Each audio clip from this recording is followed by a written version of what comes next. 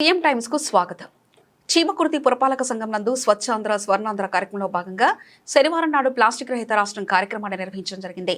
ఈ కార్యక్రమంలో మెప్మా ద్వారా ప్రజలకు గుడ్డ సంచులు, హోమ్ కంపోస్టింగ్ కిట్లు పంపిణీ చేయడం జరిగింది.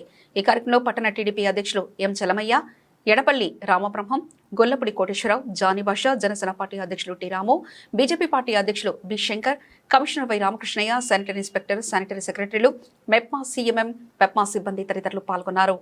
స్వర్ణాంధ్ర స్వచ్ఛాంధ్రగా తీర్చిదిద్దేటట్లు నా వంతు కృషి చేస్తానని ప్రమాణం చేస్తున్నాను.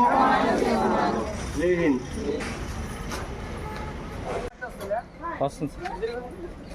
అమ్మా మీరు కొంచెం సైడ్ అండి అమ్మా, కొంచెం అంతే వస్తుంది. అందరూ స్వచ్ఛాంధ్ర ప్రతిజ్ఞ చేద్దాం.